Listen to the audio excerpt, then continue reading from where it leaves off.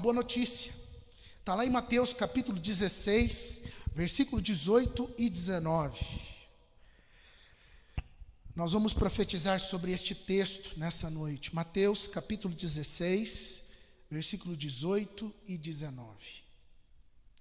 Portanto, diz a palavra do Senhor, eu lhe digo, você é Pedro, e sobre esta pedra construirei a minha igreja, e nem a morte poderá vencê-la. Eu lhe darei as chaves do reino do céu.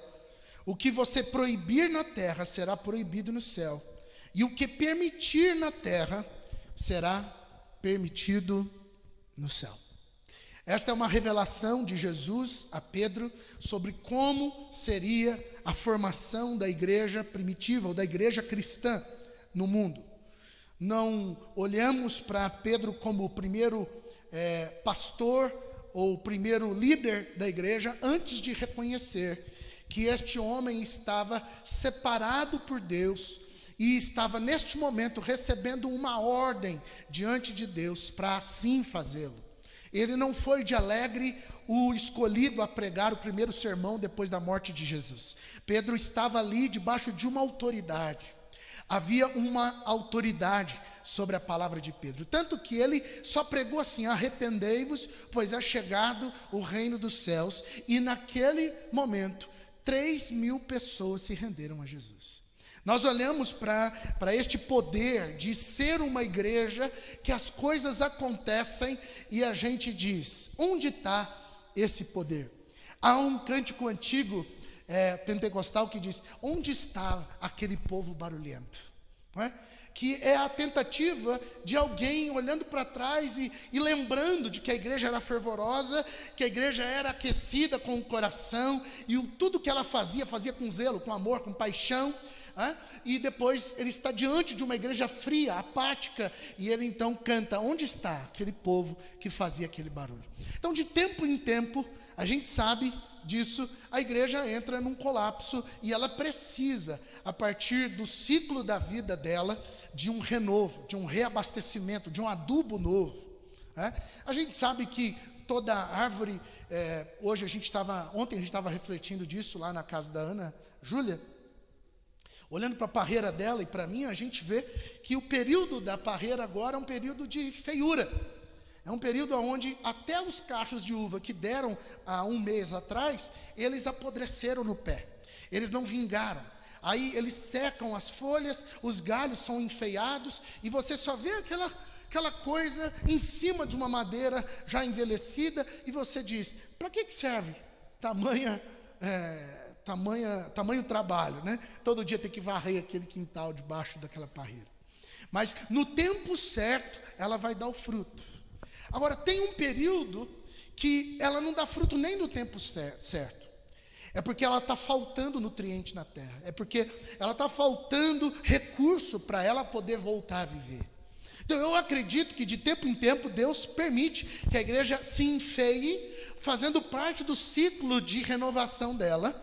Mas eu também acredito que há um período em que ela se enfeia mesmo, em que ela entra num estado de descanso ou de morte, de paralisia, e ela precisa receber novos adubos. A terra precisa ser alargada e precisa voltar a ter nutrientes naquela terra. Hoje o versículo do dia diz assim, que a fé vem pelo ouvir, e ouvir a palavra de Deus. Quer dizer, a capacidade que o povo tem de desenvolver a fé está na capacidade de ouvir a palavra de Deus. E nós estamos num mundo onde a palavra de Deus é propagada a tempo e a fora de tempo. A qualquer hora do dia tem alguma live funcionando ao vivo, falando da palavra de Deus, mas nós sentimos o nosso coração enfraquecido. Nós sentimos o nosso coração e a nossa fé com pouca ousadia. Nós não sentimos o nosso coração vibrar como deveria. Talvez seja o motivo pelo qual Deus nos manda parar a agenda e orar pela igreja. Orar pela igreja metodista é o orar pela igreja de Cristo no mundo. Um dia nós fomos estabelecidos como igreja de Cristo. E quando nós precisamos alargar a fronteira da terra dela para jogar adubo nela, significa que talvez ela esteja num estado há anos sem conseguir produzir frutos da vida que Deus planejou, assim como planejou a Pedro. E talvez eu e você olhemos para a instituição metodista e a gente diga, realmente, falta muito. Tem aí vários ambientes de discussão no mundo regional e nacional, de pessoas discutindo sobre a vida da igreja, como seria melhor a vida da igreja, mas não há outra saída para a igreja metodista a não ser que ela volte a ser a igreja de Cristo, que ela volte a ser a igreja de Jesus. Lá nos Estados Unidos, por exemplo, a gente tem um esfriamento tão grande, mas tão grande, que já faz anos que essa igreja não dá fruto. E ela vem fechando as portas. Ela vem fechando as portas. Ela vem fechando as portas. Essa semana, eu vou mandar para vocês depois, eu recebi a notícia de uma igreja que foi anunciado o último culto dela, uma igreja com 30 pessoas, foi anunciado o último culto daquela igreja nos Estados Unidos. E eles fecharam porque já não havia mais jovens, porque já não haviam mais crianças, porque já não havia mais condições daquela igreja se manter de pé. Então a instituição não tinha fôlego para dar, não tinha alimento para dar àquele povo, então ela morreu. Então nós olhamos para uma realidade que, se essa está fechando, a outra realidade é que a instituição está topando casamento homoafetivo, bispos homossexuais, estão misturando fé com qualquer outra coisa que não faz nenhum sentido para a palavra de Deus. Uma coisa é você acolher pessoas de qualquer tipo, a outra coisa é você permitir que a vida fique relativizada o tempo todo, É o famoso o que é que tem. E faz quanto tempo que a gente negocia o que é que tem? Não tem nada a ver. E a gente vai abrindo espaço, começa pela chance da igreja metodista ser abstêmia ao álcool. Hoje não faz sentido algum. Gente, é uma coisa tão esquisita que nós escolhemos ser abstêmios ao álcool como bebida porque nós somos combatentes ao vício. Mas recentemente a gente vai na casa de pessoas que o álcool está lá presente. E a gente diz, mas como pode? Onde foi que a gente errou no caminho, que a gente esqueceu de que a gente não vive para se embriagar, a gente vive para ser cheio do Espírito de Deus? E aí a gente vai olhando para essas plataformas que estão fazendo a igreja morrer, dia após dia, e nós não vemos mais o poder que Jesus disse que a igreja que Pedro estava instaurando teria. Esta igreja, a Bíblia diz que venceria o maligno. As portas do inferno não prevaleceriam contra ela. Então, quando a gente começa a ver a porta do inferno prevalecendo contra a igreja, tem algum problema. Porque a igreja de Cristo não é assim. A igreja de Cristo prevalece sobre as portas do inferno. A igreja de Cristo, diz o texto, que vai receber a chave do reino dos céus. O que é isso? É a autoridade. E está escrito que tudo que ela pedir vai acontecer.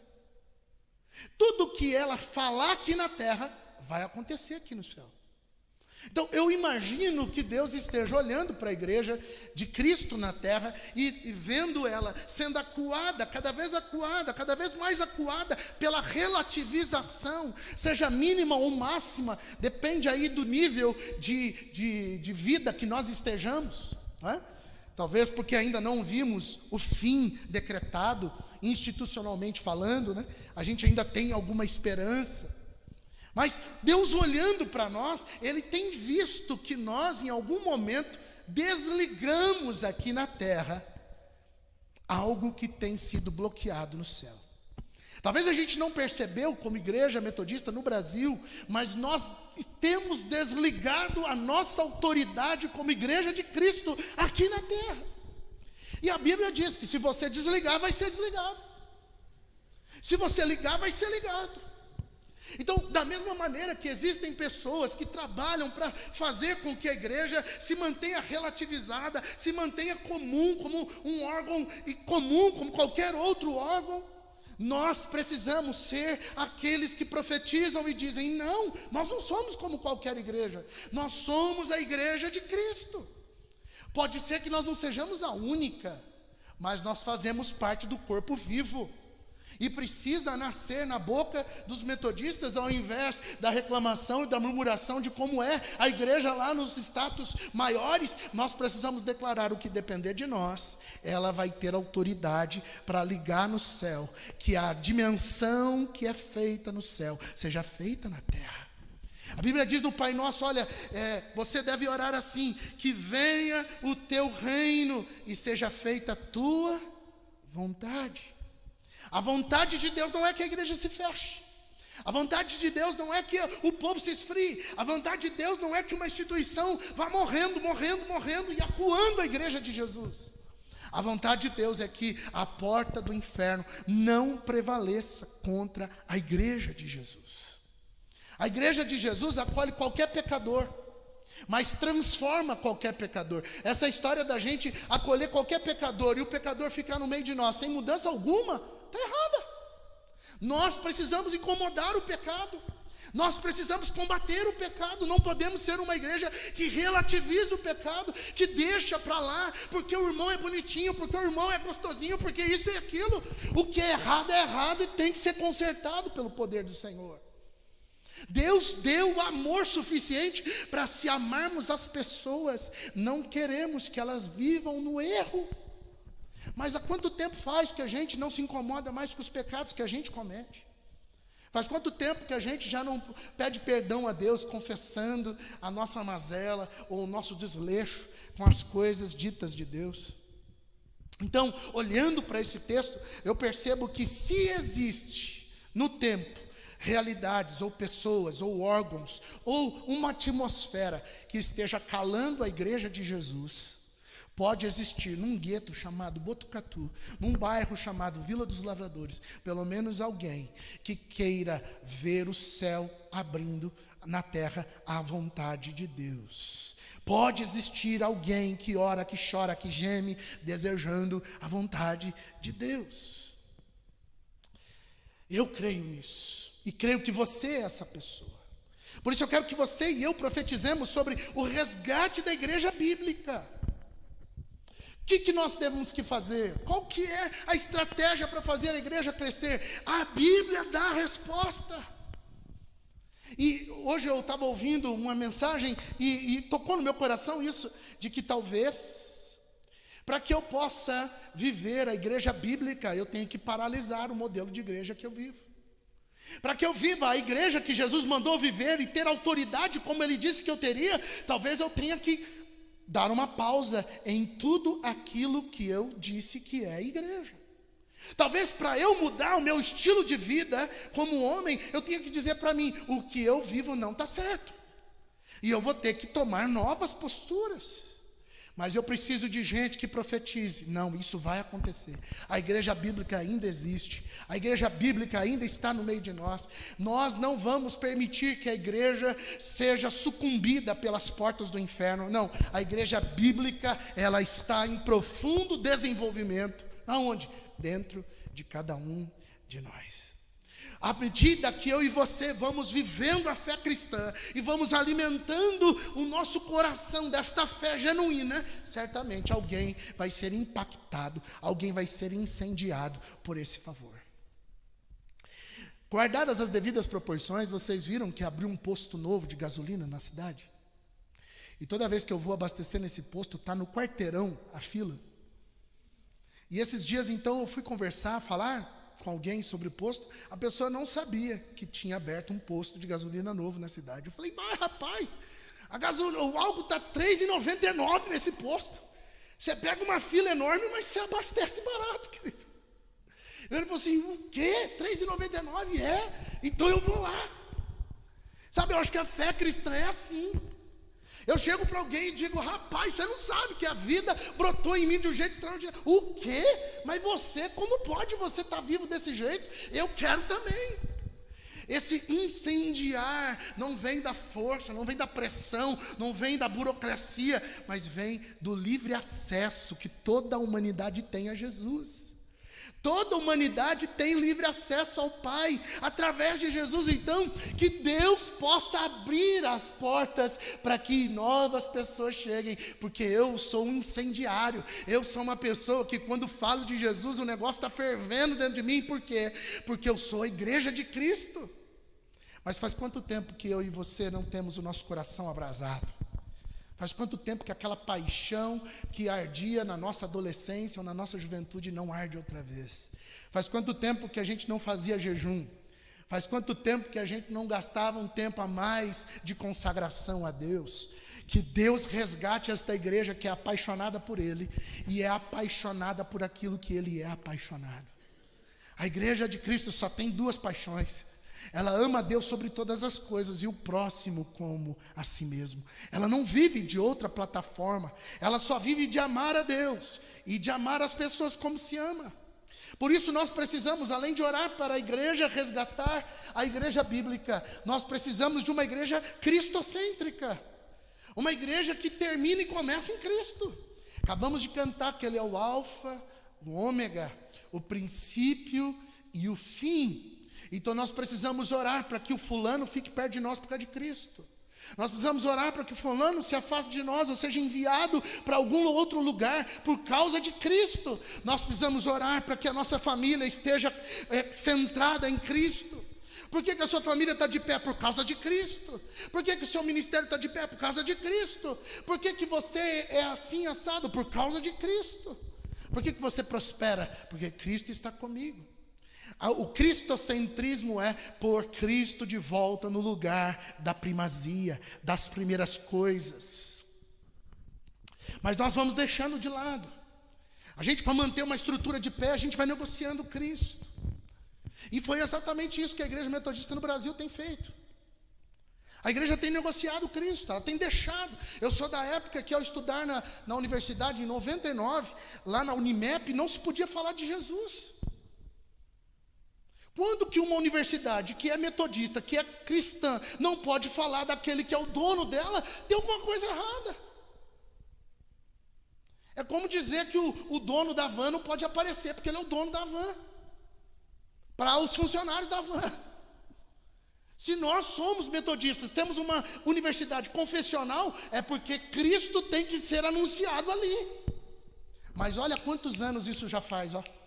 Eu tinha, sei lá quantos anos, com 99, no ano de 1999, eu já via isso acontecer. Quando eu fui estudar teologia, piorou, querido. A gente queria fazer vigília, tem que fazer no porão lá de um prédio, porque tinha que fazer escondido, porque não podia orar, porque não podia buscar Deus. Aonde já se viu uma universidade ter esta coragem de formar pastores que não gostam ou que não sabem como buscar a presença de Deus no oculto, no escondido? Tinha uma capela linda, maravilhosa, com um piano fantástico, mas não podia tocar. Então tem que fechar. A porta do inferno vai sucumbindo à igreja, está fechando por causa disso. E nós não podemos olhar para essa situação e ficar quieto. A gente precisa se levantar e dizer: Deus vai devolver a autoridade para esta igreja. Alguém mandou fechar. Alguém mandou a igreja de Cristo fechar, e a igreja de Cristo fechou. Alguém tem que pegar essa chave de novo e dizer: vai abrir essa porta em nome de Jesus. E ela vai abrir. E com efeito cascata, na área nacional, na área regional, na área distrital e na área local, nós vamos ver Cristo sendo devolvido ao seu posto de honra. Nós vamos ter a chance de eleger 5 novos bispos, se nenhum deles for trocado. São 5 vagas novas de bispos que estão se aposentando. Isso nunca aconteceu na história. Haverá uma renovação. Mas quem é essa renovação? Quem são essas pessoas? Olhando para os perfis, eu falo: Senhor, me ajuda aí. Será que nós vamos acertar ou nós vamos piorar? Mas nós podemos clamar, nós podemos profetizar e dizer: Senhor, salva a tua igreja, por favor, salva o teu rebanho. Caso contrário, nós vamos morrer. Então, existem circunstâncias que, se Cristo não estiver presente, querido, já acabou, já não tem saída. Então, eu não quero fazer parte de uma igreja que negocia Cristo. Eu também não quero pastorear numa igreja local que Cristo é só mais um recurso. Eu quero conviver com uma igreja que Cristo é o centro, que Cristo é a paixão, que Cristo é o ardor. Não é a história da igreja que é o centro. Não é o passado da igreja que é o centro. Não é o fulano que é o centro da igreja. Ninguém é coluna da igreja. A única coluna da igreja é Cristo. Eu quero pastorear uma igreja assim, em que Cristo seja a coluna dela. Pensa aí e profetiza comigo, porque a última coisa que eu queria dizer é que essa igreja que Cristo espera é uma igreja que se levanta e profetiza. É uma igreja que vislumbra no mundo espiritual. Sabe, gente, há muitos cegos guiando outros cegos. Há muitos líderes guiando pessoas para o vento, sem direção alguma. E nós precisamos devolver a autoridade da igreja, que é o centro da vida das pessoas. O que é falado na igreja tem que mover no dia a dia da gente. A igreja precisa voltar a ser o centro da vida das pessoas. Por que eu vou na igreja? Porque lá eu escuto e me direciono. E nós precisamos ter esta visão de que o mundo está pior, mas eu estou com a autoridade na mão para profetizar a bênção, ou a transformação, ou a conversão do mundo. O que você acha que Deus mandou Jonas fazer? O que você acha que Deus mandou Jeremias fazer? O que você acha que Deus mandou Oséias fazer? Estar no meio do povo, denunciar aquilo que está errado. Por isso que ele não era aceito, por isso que ele não era muito quisto. Deus fez Oséias casar com uma prostituta, para mostrar para o povo que o povo tinha se tornado uma prostituta. Olha que absurdo, olha que grandeza de rejeição que Oséias teria que viver. Mas em nome de Deus, Oséias obedeceu, se submeteu, para poder orientar, para poder conduzir, para poder balizar. Ó, se você quer ser uma igreja de Cristo, se prepare para ter resistência. Se você quer ser uma igreja que quer viver a Bíblia, se prepara para ter gente que não quer viver. Mas esse não é o problema. O problema é não ter a profecia. O problema é não ter a voz que vem de Deus direcionando a vida do povo. Eu não quero viver uma estrutura em que o que o bispo fala não tem sentido para a minha vida diária. Eu não quero. Eu não quero viver numa estrutura onde o que o pastor fala, tanto faz, tanto fez, se é bonitinho, é feio, é o máximo que eu consigo avaliar é isso. Eu quero viver de uma estrutura de igreja onde a gente pode profetizar e as coisas começarem a acontecer. Onde eu digo para este monte, saia daqui, e ele sai. Eu quero viver de uma estrutura onde a gente pode sonhar os sonhos de Deus. Que igreja que você quer viver?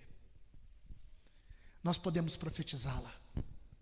As portas do inferno não vão prevalecer contra ela.